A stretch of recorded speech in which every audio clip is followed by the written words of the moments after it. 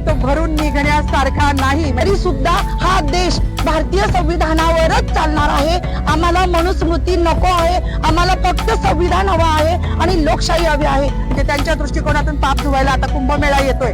तिथे जरी त्यांनी नदीत आंघोळ केली तरी तो धुतला जाणार नाही, इतकं मोठं पाप त्यांनी केलेलं आहे।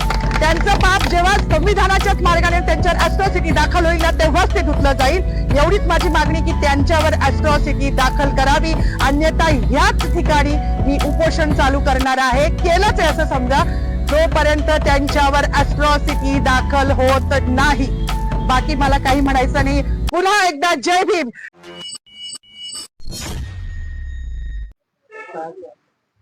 सगळ्यात प्रथम तर सगळ्यांना जय शिवराय, जय ज्योतिबा आणि जय भीम सगळ्यांना आणि जय संविधान। काय बोलावं मला काही समजत नाहीये, पण आज संविधान दिवस आहे हे सगळ्यांना माहिती आहे। कुठल्या पण महापुरुषाने कुठल्या विशिष्ट जातीसाठी काम नाही केले आणि त्याच्यामध्ये स्त्रियांसाठी ज्यांनी काम केले ते माझ्यासाठी पुनर्जन्म देणारं व्यक्तिमत्व आहे। मग ते महात्मा फुले तर आहेच, ज्यांनी शिक्षण दिलं, त्यानंतर रघुनाथ कर्वे ज्यांनी संतती नियम देऊन स्त्रियांचं आयुष्य सुकर केलं, आणि तिसरे म्हणजे जे कायमच ज्यांना पिढ्यानपिढ्या त्यांचं ऋण फिटणार नाही असे डॉक्टर बाबासाहेब आंबेडकर, ज्यांनी हिंदू कोड बिल, म्हणजे आज मला शोकांतिका आहे की मी जेव्हा जय भीमचा नारा लावला तेव्हा मला पोलीस स्टेशनला घेऊन येणारी जी महिला होती तिला पण म्हटलं, बाई आज तुझी वर्दी घालून मला घेऊन चाली ना पोलीस स्टेशनला, हे पण त्या बाबासाहेबांची कृपा आहे बरं तुझ्यावर। मला हसायला आलं, मी अजूनही आनंदी आहे, मला काही वाईट वाटत नाहीये। माझी नोकरी, माझं प्रमोशन मला काहीच कळत नाही, कारण माझ्या बाबासाहेबांनी हिंदू कोड बिलाचा जो राजीनामा दिला होता तो माझ्यासारख्या महिलांसाठी दिला होता। त्यांना माहिती होतं का भविष्यात माधवी जाधव जन्माला येणार आहे नाशिकमध्ये आणि ती माझ्या अस्तित्वासाठी लढणार आहे, नव्हतं माहिती, पण आमचं अस्तित्व निर्माण व्हावं। आज ज्या बसल्या आहेत ना तिकडे मंत्रिमंडळात डोक्यावर पदर घेऊन निवडणुक्या पुरत्या, त्या पण बाबासाहेबांच्या जीवावर बसल्या आहेत। नाही तर विशिष्ट जातीने तेच काम करायचं असं लिहून ठेवलं होतं। चूल आणि मूल याच्या पलीकडे ह्यांच्या संविधानानुसार कुठला वाव स्त्रीला नव्हता, आणि ज्या संविधानाने आज मला ही ताकद दिली आहे त्या बाबाला जेव्हा हे संपवायला जात आहे तेव्हा त्यांची ही लेख तेवढ्याच निडरतेने उभी राहिली, आणि ह्याचा मला खूप अभिमान आहे। जास्त काही बोलणार नाही। गिरीश महाजनांनी जो बाबासाहेबांचा अपमान केला आहे तो भरून निघण्यासारखा नाही। म्हणजे त्यांच्या दृष्टिकोनातून पाप धुवायला आता कुंभमेळा येतोय।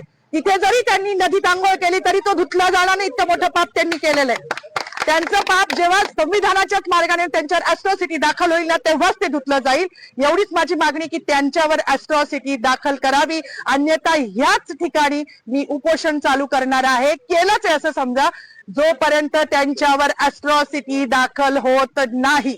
बाकी मला काही म्हणायचं नाही। पुन्हा एकदा जय भीम। डॉक्टर बाबासाहेब आंबेडकरांचा, डॉक्टर बाबासाहेब आंबेडकरांचा, भारतीय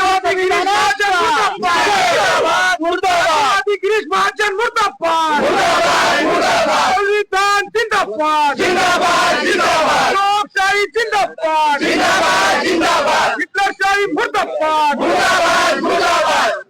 आज संविधान दिन आहे 26 जानेवारी। सगळ्यांना जय शिवराय, जय भीम, जय संविधान, जय सम्राट अशोका।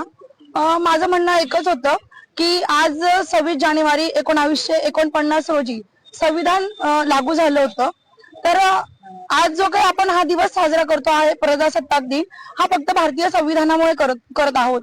जर भारतीय संविधानच नसतं तर आज आपण एका छताखाली सर्व धर्मीय लोक जमलोच नसतो आणि हा जातीभेद राहिलाच नसता।